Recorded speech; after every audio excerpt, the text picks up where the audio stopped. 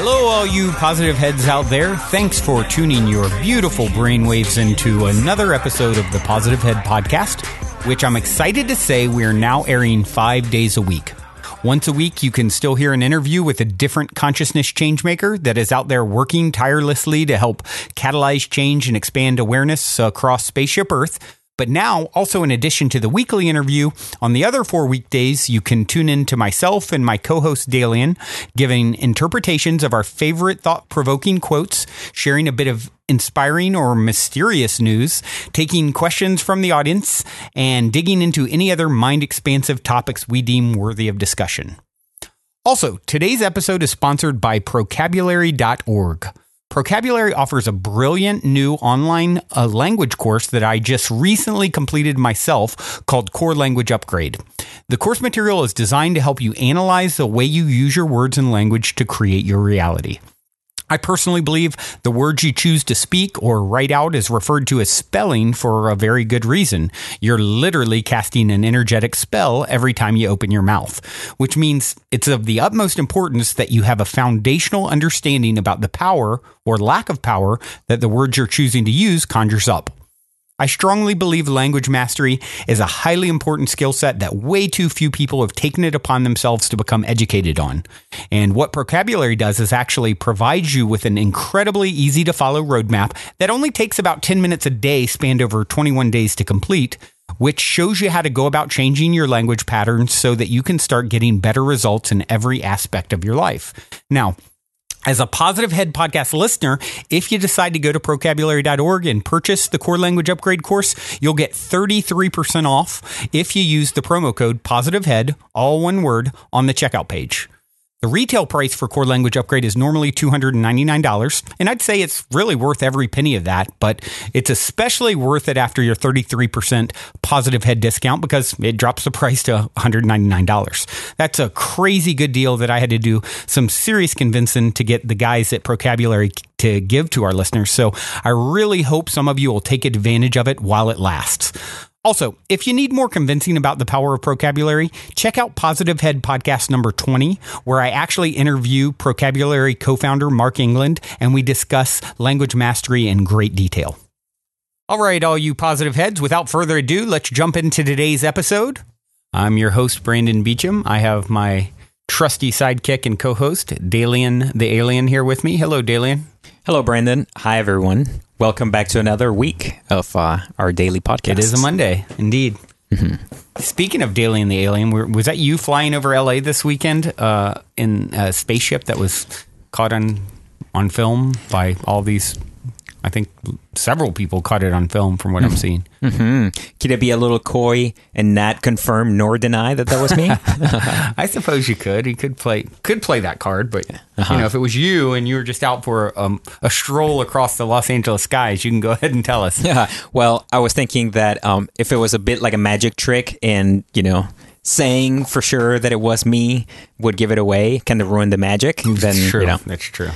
Yeah, looking at it, I suppose they're saying it's a Trident missile or something, but it looks pretty cool. It almost looks like that spiral that happened in Norway a few years ago. Do you remember that? Mm-hmm. No, I don't know that I ever heard about that spiral. Oh, wow. You should look it up. It's called the Norway Spiral. It maybe happened 5 years ago, and it is like a crazy looking portal blue spiral thing in the sky in Norway. Mm-hmm. And of course, there's all kinds of speculation what it could be. Some person, I think they did say they thought it was a missile that was spinning out of control. If so, it was definitely creating like a weird looking pattern. Whereas this one in LA over the weekend didn't look quite as weird. I mean, it was cool colors in the sky or whatever have you, but the Norway spiral was more impressive to look at. Yeah, I'm going to have to check it out. One thing's for sure, though, there's, of course, like a lot of videos out on YouTube now, right, of alleged UFO sightings and encounters. But there's just so many, like you said, are so impressive looking that they can't all be missiles. Yeah, right? yeah. I guess this one, it looks like the Navy confirmed that they did a scheduled Trident missile test or something like that. Mm-hmm. Not that 100% means that's what it was, but it sounds like in this case, the aliens have not come to land quite yet. Yeah, I'm inclined to agree with you on that one. We'll keep you guys posted. The moment we hear that they land, you'll be the first to know if you haven't found out before before hearing it from us. We're certainly nerdy enough to be constantly watching for our brethren from the skies. Yeah, it's amusing to think that Positive Head is going to have the worldwide scoop on alien contact, hey, right? You never know. Maybe one will show up at their doorstep here at the studio and actually come in for an interview. I mean, you do wear a tinfoil cap most of the time for our podcast, so in case you receive any incoming signals. Yeah, it wouldn't be too surprising after we've been essentially inviting them to show up over and over for a long time. Should one of them actually show up? That's true.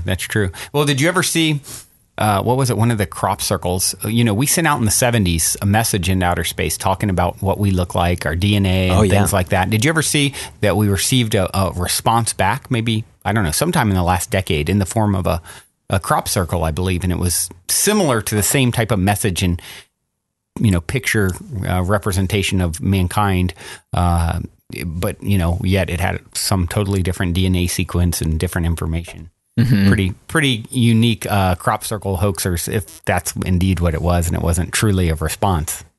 Yeah, exactly. Who knows? Well, I would like to enough about the extraterrestrial contact, or our desire for there to be more of it.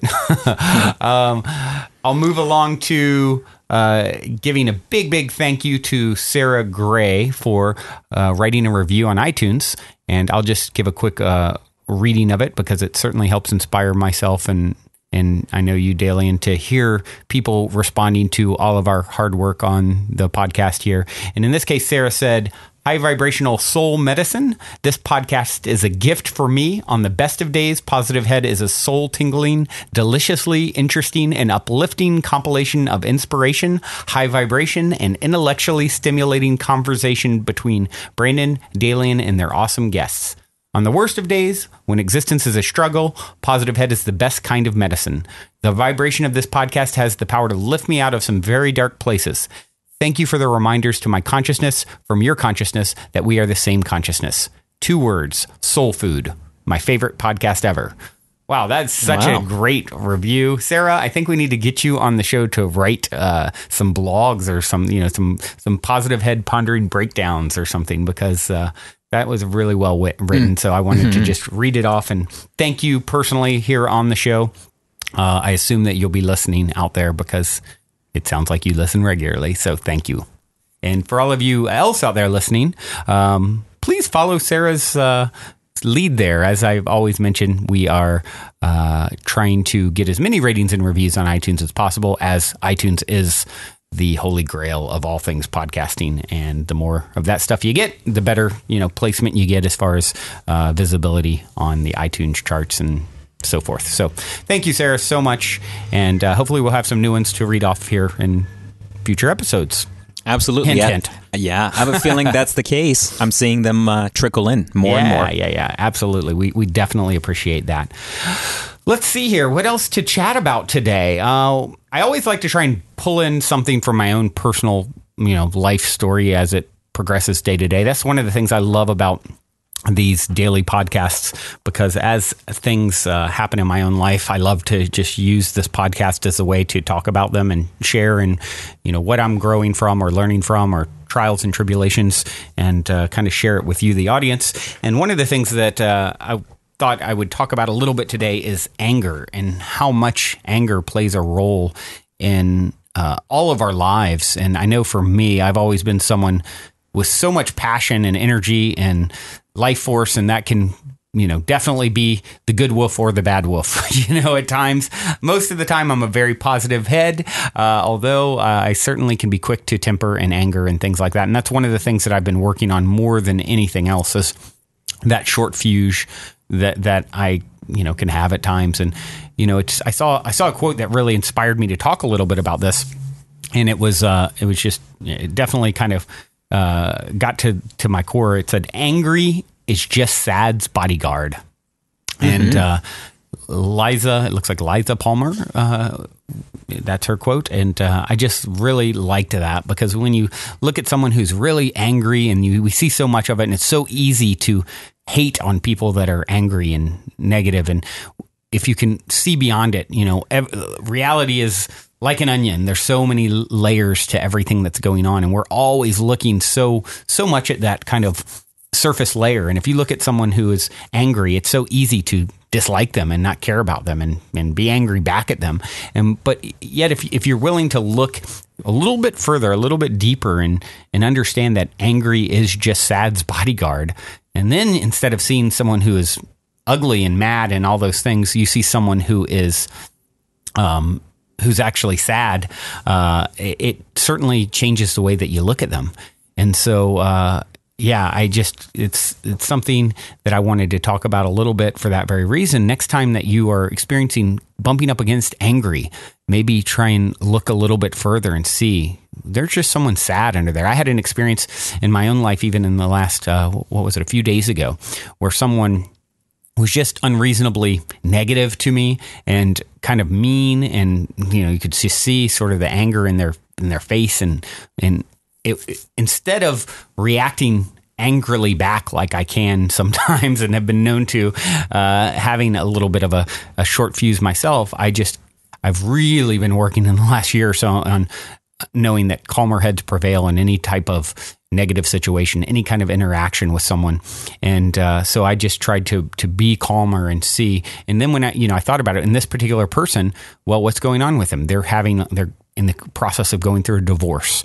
A lot of stress and business with that person, and things like that. And it's kind of all coming together. And what does it show as anger and disrespect and things like that in this case towards me? But instead of, fighting fire with fire, trying to remain as calm as possible and be rational with the person.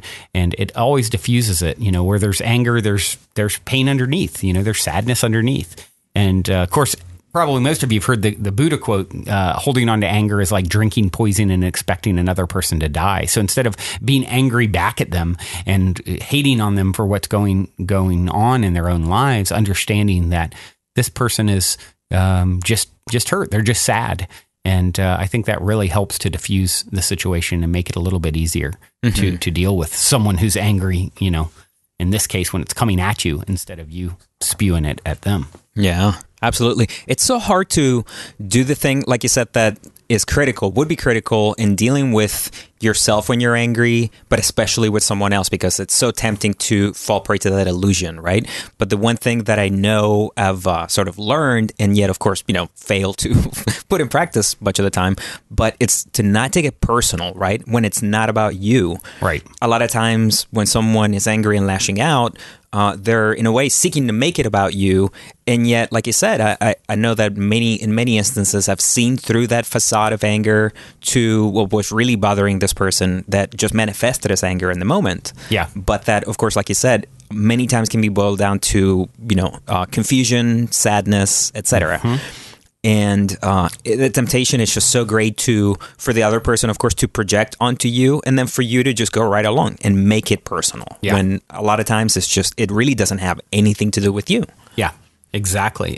And next time you find yourself, we're two different things we're really talking about here is, well, one is, someone being angry towards you, and another is you being angry towards someone else. Well, if you're being angry towards someone else, I challenge you to just kind of go completely beyond that anger and get to what's really hurting you. And instead of lashing out in anger at someone, just becoming as raw and real as possible with them and saying, hey, here's why this hurts me. Here's become vulnerable. I think the more vulnerable someone can become, and that's something that I challenge myself to do with this podcast, is be as raw and real and vulnerable with people, with you guys as possible, because I think everyone can relate to that. And when someone is doing something that your initial reaction is to be angry to them, typically you're going to get anger back. What you're putting off, you're going to get more of. So if you can move a level beyond that and get to what's really hurting you, and then express that in a way that's more vulnerable and more raw and more real, I think the response that you'll get back will be so much gentler and understanding. It's you kill them with kindness, so to speak, instead of anger. Mm-hmm. And on the other side, like I said, holding on to anger for someone is the worst thing that you can do, because it is like, drinking poison and expecting the other person to die. And oftentimes, whatever someone's done that you're angry at them, it's a reflection of themselves more than anything. It's if you can start seeing things from a higher perspective, you become less and less likely to take it so personally, like you were saying. Yeah, good stuff. Good stuff. So we touched a little bit on our dream of there being a real legitimate UFO sighting here in Southern California. We'll hold out for that for another day. What do you got as far as a story of the day? And now for your positive story of the day. I've got something to share here from wakeupworld.com. That's wakeup-world.com. Okay. And I've got a story from last week regarding a congressional report from 1978. Okay, so the report's a little bit old, of course, but it was just recently released in digital format, in PDF document format. And this is a heftier report, just under 750 pages, out of which a lot is dedicated to, the title of the report is Weather Modification Programs, Problems, Policy, and Potential. So this is a report from the late 70s commissioned by Congress regarding weather modification technologies. And part of the reason why I wanted to talk about it real quick is that, of course, there's an excerpt on the article that I'm reading here with some of the key findings from the report, scanned pages from the document, from the PDF file. But one of the things that this got me thinking is that, for sure, if you wanted to pay a little bit of attention to something like a slightly more kind of conspiracy bent angle on, our government knowing about weather modification, one of the things that really struck me here within the last week or so here in Southern California, where we live, where the weather it seems like it just changed very quickly, right? We went from, a relatively nice summer to fall bordering on winter. It just changed very, very quickly. It seems like we just rolled the clock back last week and the weather changed instantly. It was like, oh, okay, it's time to get colder.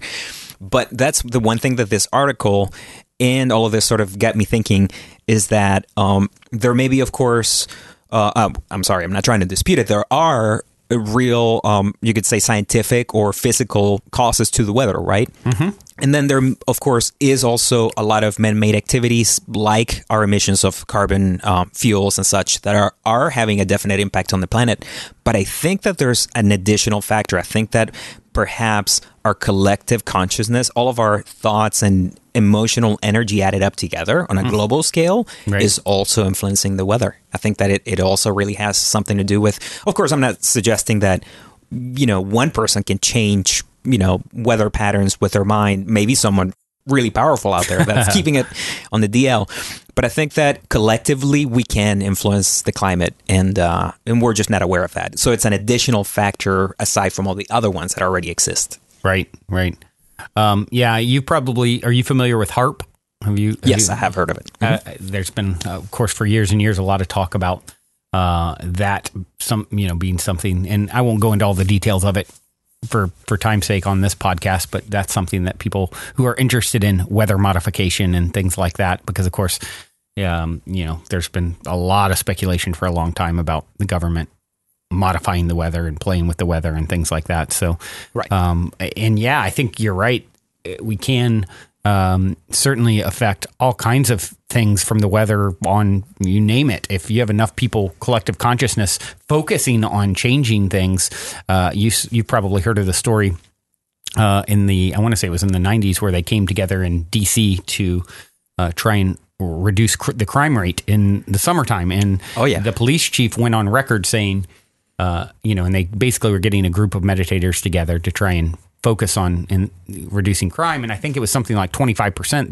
They speculated that they would reduce the crime, but based off of previous experiments like this that they had done. And the chief of police went on record saying, well, we're going to need to get, a foot of snow in the summer to reduce crime by 25%. Mm-hmm. And sure enough, by the end of the experiment, over like a 6-week time period or something like that, the crime had been reduced. I think even a little more than what they speculated it would. And so the chief of police, if I'm recalling, it's been a while since I've looked at the story. He went back on record saying, wow, I'm shocked this actually happened. This actually worked. And so there's a great example of affecting something like crime and so why not the weather or anything else? It's incredible what we can do when we all put our minds to the same thing. And I think that's such a great study. They talk about that. What movie is it that they talk about? Yeah, that's a really stark example. That's from What the Bleep Do We Know? Right. If you guys have ever heard of What the Bleep Do We Know, I would recommend checking it out. And I might even have referenced it before on the show. It's a really good show that talks about quantum physics and creating reality with thoughts and things like that. It's almost like a documentary / movie all rolled into one. It's definitely kind of a unique format, and they talk about that particular study in DC in that movie. So yeah, it was one of the I think pioneering documentaries of this sort of bent, you could say, a little more metaphysical, a little more probing the nature of reality. And, how that relates to our situation on the planet now. I think you're absolutely right. And that's really part of the reason why I wanted to share this story real quick is that I just get a sense that so many people look at something like, they would see this article on weather modification commissioned by the U.S. government. Yeah. And they would think, and a lot of people generally think this way, that, it's those other people out there. There's like a group of people who are, have nefarious intent and are doing things that could affect us all negatively. Right. But that strikes me as a very disempowered way of looking at things. Right. I think that we all have to assume that we all collectively, and of course individually a lot of times, but we all have the power to affect really profound change. And it's not always just some people out there or some government entity. It's always us all together. Right. Cool. Very cool story. So let's see here. To move right along, I would like to move along to the positive pondering breakdown of the day. And this one is a quote by S.C. Laurie. I am not trying to fix myself anymore. I am trying to love myself. There is a big difference. And the breakdown is written by Sue Krebs. And Sue broke it down a little bit like this, or a lot of it like this. Awareness is the first step toward making any change. And over the past few years, my awareness of myself has grown by leaps and bounds. I became aware of how childhood sexual abuse colored my perceptions and how those perceptions were impacting my current relationships. I became aware of the nature of the universe, that everything is energy, and how our thoughts create our experiences. I became aware of the endless negative self-talk that I engaged in, which perpetuated the less than desirable experience in my life. I became aware of my connection to our source, to the Creator, and in doing so, I've become aware of my wholeness.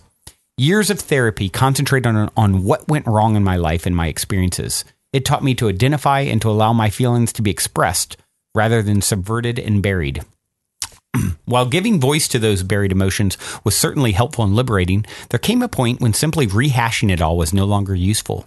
Once we understand what needs to change, in order to create that change, we must actually start to do things differently. Otherwise, we simply continue to repeat the pattern which we've already identified as being unwanted. We have been handed a model that portrays us as broken and damaged, in need of fixing, and many of us have undertaken this fix-it-up project with gusto. We have related to ourselves as being incomplete, and so we have sought something or someone to complete us, to fill in the gaps, to soften the rough edges. We have continued to view ourselves as being in need of repair. While seeking to improve ourselves can be beneficial, holding on to the image of ourselves as damaged or broken imposes limitations on us. Unwittingly, we have bought into the polarity of either being perfect or broken. There is no middle ground here, and since we inherently assume we'll never be perfect, we erroneously conclude that we must therefore remain broken. The time has come to shift out of this confining perception of ourselves as damaged goods. We're human. We've all been through challenging experiences. We've all been hurt and maybe even scarred by some of those experiences. Despite whatever we've been through, we are all still lovable beings. We are worthy of feeling loved, valued, respected, and adored. But, and here's the biggest kicker of all, until we are willing to give those things to ourselves, we can't even begin to believe we are worthy of them when someone else offers them to us. We have to make this shift internally. We have to choose to stop focusing on all we perceive to be wrong about ourselves, and instead we have to begin to love ourselves in our entirety, scars and all.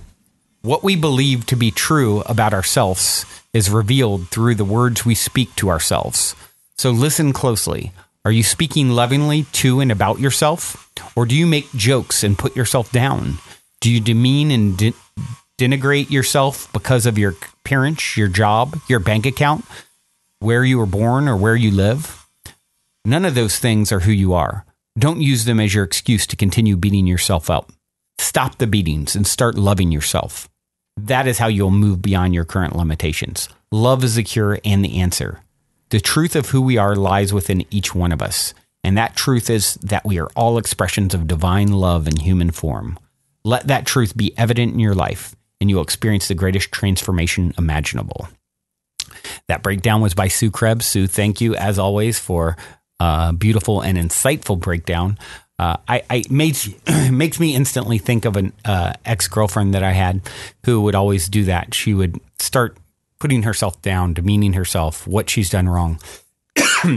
and no matter how much I try to kind of snap her out of it, how much convincing I could do that you're worthy of these things, you're worthy of the best, you have all this potential, you have all this beauty inside of you, until she was willing to look at it in herself and see it in herself. And ultimately, it became a mismatch in vibrations. We could no longer be together because there was so much of that sort of degradation. And until someone really understands and sees the beauty of who and what they are, it's just not going to work for them. They're going to find that they're broken. And I love the Japanese culture. They use this technique, and I may have even mentioned this before, where if they have a broken piece of china or something, they'll actually fill it in with gold to mend the broken gap, and they believe it makes it more beautiful. And when you can start thinking of your scars as something that makes you more beautiful and as part of your story, as part of your life,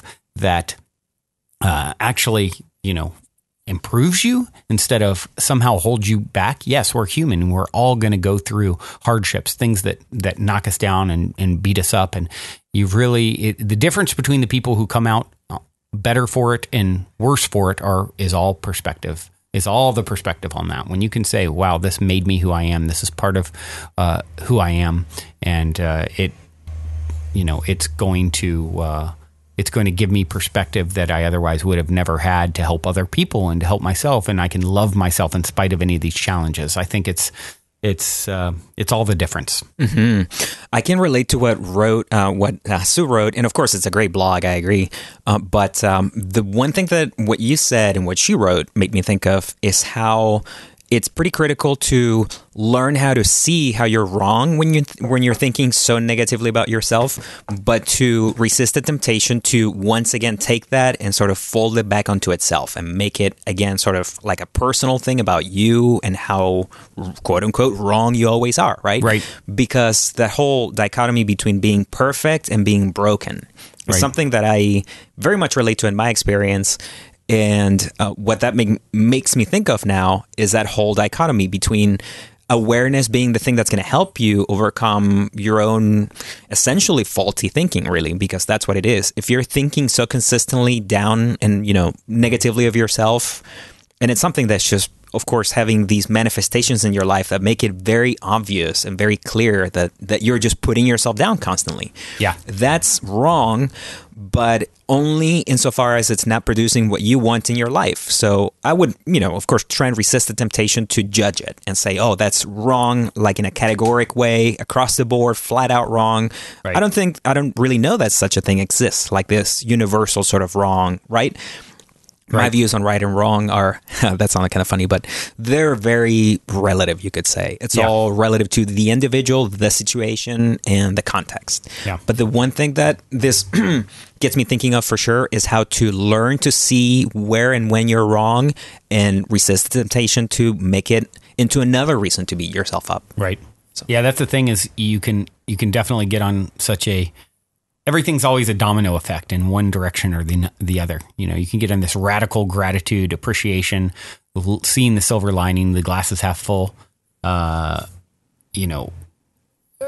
pattern, so to speak, or you can get in the other one. Oh, I'm an idiot, and here's why I'm an idiot, and now I even feel like more of an idiot, and here's why I'm wrong. And it's so easy, and that's really what a lot of this podcast we're talking about here is what different techniques and ways and perspectives that you can adopt in order to start the domino effect in the direction that you want. And if you can start the domino effect in a positive direction where, hey, I met this challenge or I did this thing incorrectly or what have you, and I'm better for it. I've grown from it instead of, gosh, I'm such an idiot.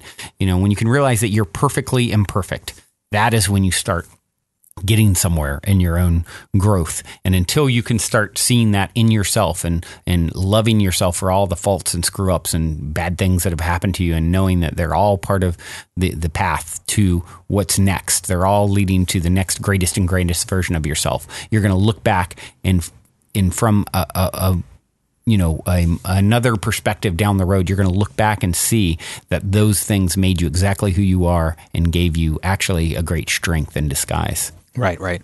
As you all know, if we all wanted a life that was sort of guaranteed, full of nothing but joy, and we always won, right? Every touchdown pass was every pass was a winning pass. Then we would have never left heaven. If we wanted, assurances that everything was always going to turn out right, and that we would never be mistaken, then we would not be here. So.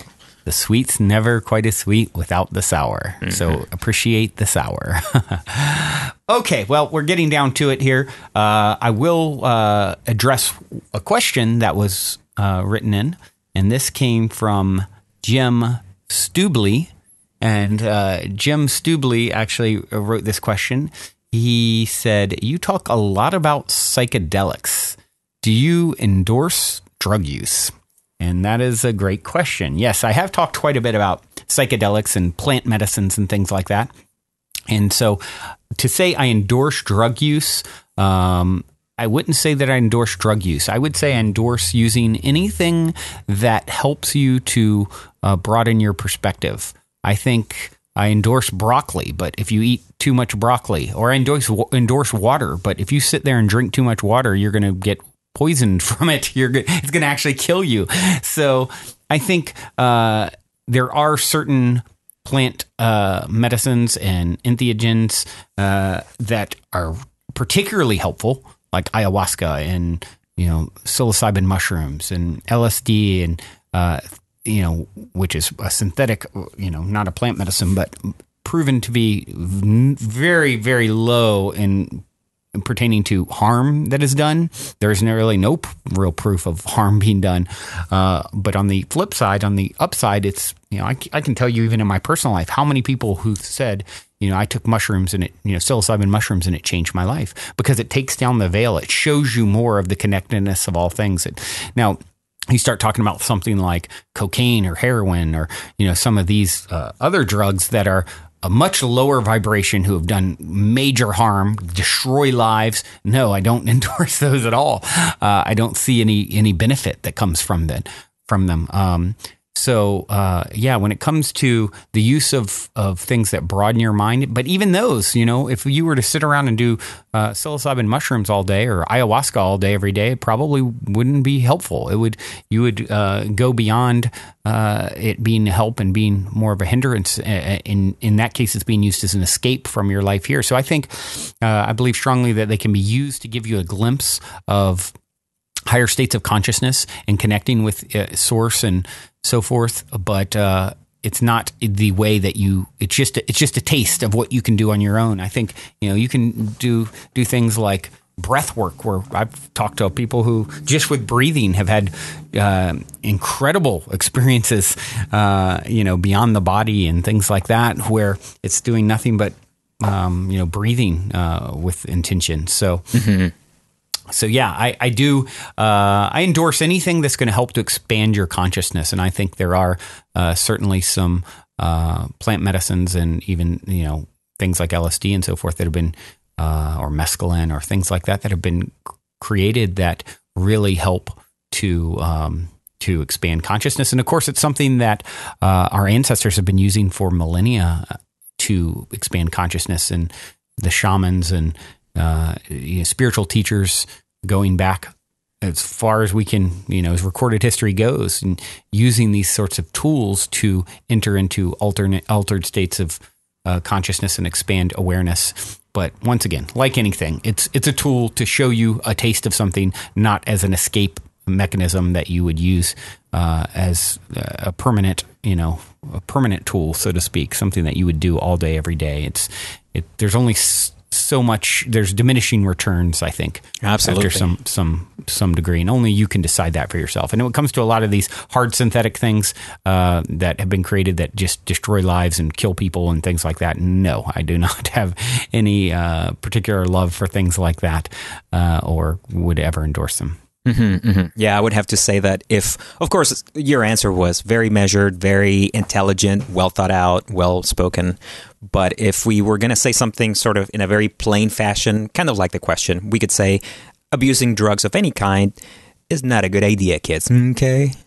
Abusing drugs is never a good idea. But as you've said, there's this class of drugs like cocaine, like heroin, a few of the other related drugs that, in my view, in my experience, have virtually no value in as far as being a tool that can help you grow. Yeah. Whereas we both know from experience that psychedelics have tremendous potential to help you grow.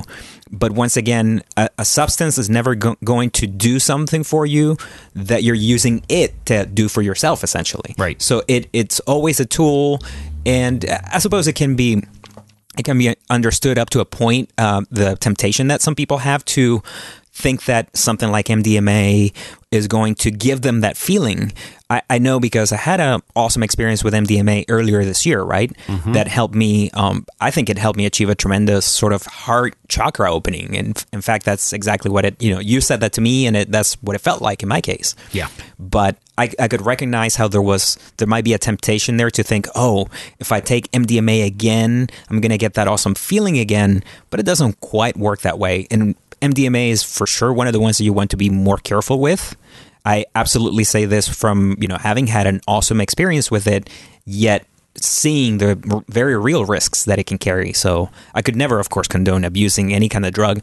But as you said, knowing what they do, knowing how they can help you, and just making a very considered, measured, careful decision is absolutely the right way to go. Right. And what might be a good path for one person might not be a good path for another. So I think everyone has to really explore and answer this question for themselves.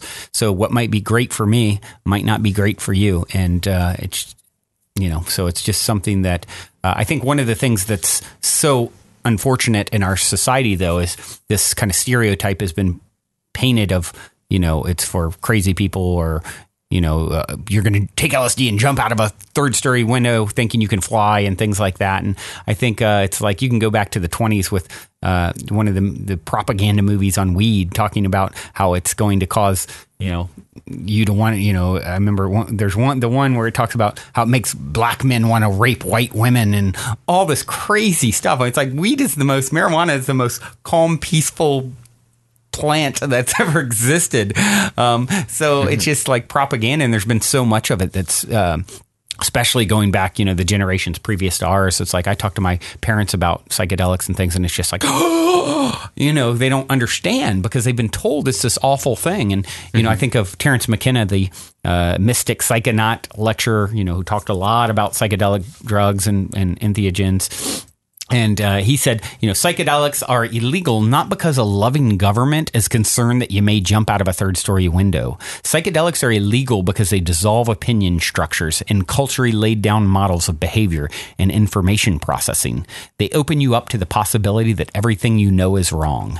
And I think if you're going to be honest with yourself and you really explore what's happening in this society, and thank goodness a lot of these walls are starting to be dissolved as they're exploring MDMA for helping people with post-traumatic stress disorder. And ketamine was just, I just saw something where they're now recommending that and using that where you can prescribe that to someone who is suicidal and things like that. So it's starting to finally loosen and it's starting to become more accepted. Thank goodness that these things can be hugely beneficial. Not just that, it's a little bit of a renaissance really in psychedelic research that we're seeing now. Yeah.